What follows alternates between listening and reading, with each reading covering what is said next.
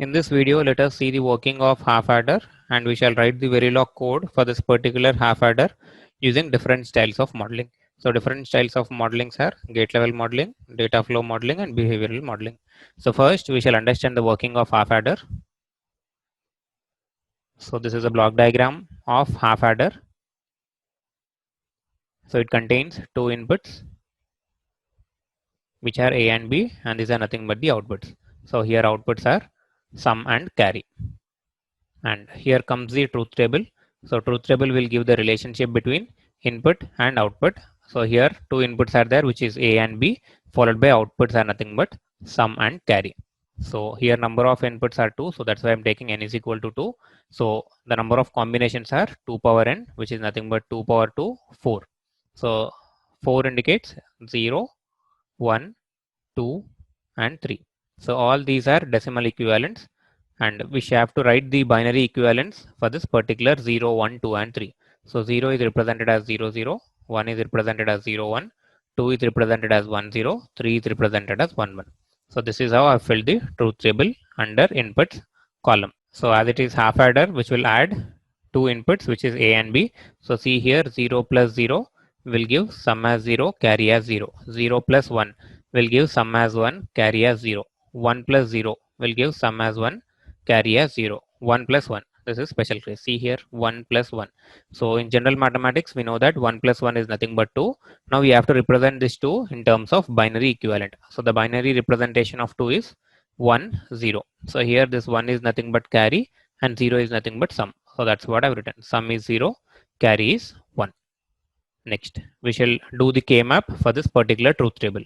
So as it contains two inputs, so n is equal to 2. So we need to do K-map using two variable K-map. So two variable K-map will have 4 cells, which is formalized 2 power n, which is 2 power 2, 4. So I'm going for two variable K-map which contains 4 cells. And here comes A, this is B, 0, 1, 0, 1. If you don't know about this K-map, go back and watch my previous videos. So here the equivalent is 0, 1, 2, and 3. Here I'm focusing on a concept of SOP. So in sum of product terms, min term should be represented as 1 in K-map. So concentrate on ones. So first we shall do the K-map for sum. So concentrate on ones and check the particular position. So this is 0, this is 1, this is 2, this is 3. So here if you observe sum is equal to sum of min terms. So in which positions you are able to see 1 means this is at 1 and this is at 2. So sum of min terms are 1 and 2. Same thing for carry also. So carry is equal to sum of min terms. I'm able to see 1 at decimal 3. So here this will be 3. So first let us do the K-map for sum. So this is nothing but K-map which I'm doing for sum. So in sum, min terms are 1 and 2. So 1 and 2. In these two positions you have to write as 1 and the rest should be zeros. So next comes the concept of grouping. So grouping can be done like this: 8, 4, 2 and 1. 8 is nothing but octet, 4 is nothing but quad, 2 is nothing but pair, and this is single. So here 8 ones are not there, 4 ones are also not there. So pairing can also be done, but in this particular concept pairing can't be done. Why? Because in order to do the pairing, they should be present in adjacent cells like this. Okay, so we can't even do pairing also. So individually we have to write them. So individually this should be written as like this. So here you need to remember like 0 is nothing but bar, 1 is nothing but normal.